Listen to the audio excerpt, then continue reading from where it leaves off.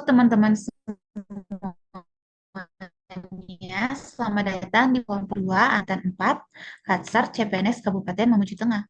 Hari ini kita akan bahas satu isu besar yang nggak pernah habis dibicarakan di masyarakat, yaitu korupsi.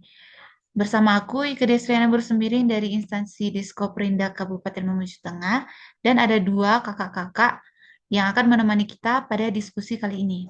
Buat kakak-kakak, boleh diperkenalkan dirinya, nama, dan dari instansi mana? Perkenalkan, nama saya Ira Armawanti dari instansi Rumah Sakit Umum Daerah Mamuju Tengah. Halo semuanya. Halo Kak Irma, Halo, dan Kak saya Ira. Jamila S. juga dari Rumah Sakit Umum Daerah Mamuju Tengah. Halo, Kak Jamila. Oke, Ya, ada Kak Ira dan Kak Jamila dari RSUD Mamuju Tengah. Kita akan mengupas penyebab utama korupsi dan juga implikasinya kalau isu ini tidak segera diatasi. Data terbaru dari Transparency International lewat Corruption Perceptions Index 2024, Indonesia ada di skor 37 dari 100 dan juga peringkat 99 dari 180. Dari data ini dapat disimpulkan ada kenaikan dari tahun sebelumnya, tapi masih tergolong rendah, tapi tetap korupsi tetap masalah serius. Iya, betul. Meskipun ada kenaikan, tapi kita masih jauh tertinggal dari negara tetangga seperti Singapura yang skornya di atas 80. Ini menunjukkan bahwa sistem dan budaya anti korupsi di Indonesia masih sangat lemah. Kita masuk ke pertanyaan pertama nih. Menurut kalian, Kak Ira dan Kak Jamila, kenapa korupsi masih marak di Indonesia? baik. Faktor penyebabnya itu yang pertama bisa jadi karena faktor keimanan. Seseorang yang memiliki iman yang tinggi otomatis pasti akan merasa takut karena dia merasa dirinya pasti dilihat oleh Tuhan bahwa yang dilakukan ini adalah dosa besar.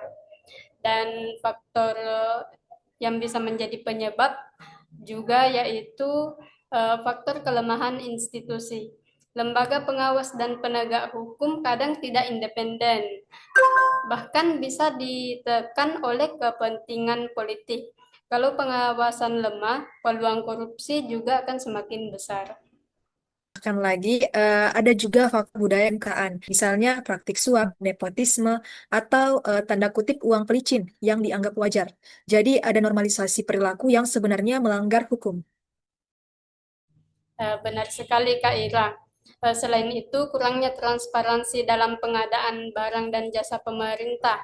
Proses tender sering tertutup, membuat peluang markup dan manipulasi jadi besar.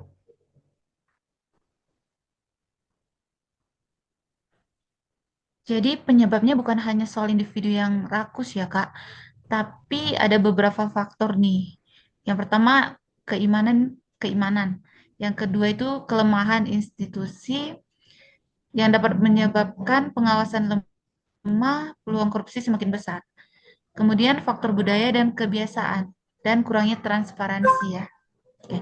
Tapi juga sistem dan budaya yang memberi ruang untuk korupsi ya Kak.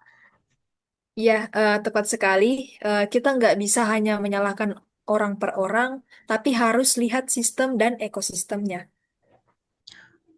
Sekarang bayangkan kalau korupsi ini tidak segera diatasi.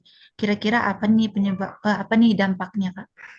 Yang paling jelas itu Boleh nih adalah dijawab oleh kerugian. Kak Jamila. Baik, Hmm? yang paling jelas itu adalah kerugian negara. Misalnya kasus Pertamina tahun 2018 sampai 2023, negara dirugikan hampir 193 triliun rupiah. Angka yang sebesar itu bisa untuk membangun ribuan fasilitas seperti sekolah dan rumah sakit.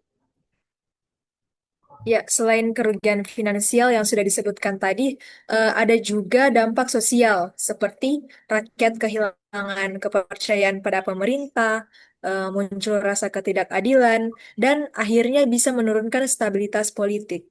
Iya, jangan lupa efek ke pembangunan ekonomi. Investor asing ragu masuk kalau korupsi dianggap terlalu parah karena biayanya jadi tidak pasti dan risikonya juga menjadi tinggi.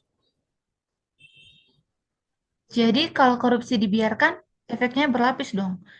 Ekonomi terhambat, rakyat menderita, dan politik bisa goyah. Sebelum kita akhiri, mungkin satu kalimat harapan dari Kakak Ira dan Kak Jamila. Ya, kalau saya berharap penegakan hukum benar-benar konsisten tanpa pandang bulu, terutama untuk pejabat tinggi. Harapan saya pentingnya membangun budaya anti korupsi sejak dini. Edukasi di sekolah dan kampus itu harus menjadi pondasi.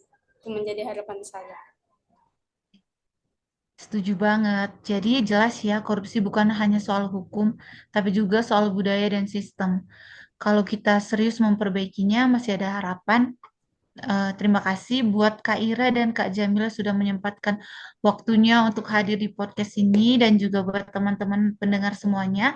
Terima kasih banyak. Sampai jumpa di episode berikutnya. Terima kasih.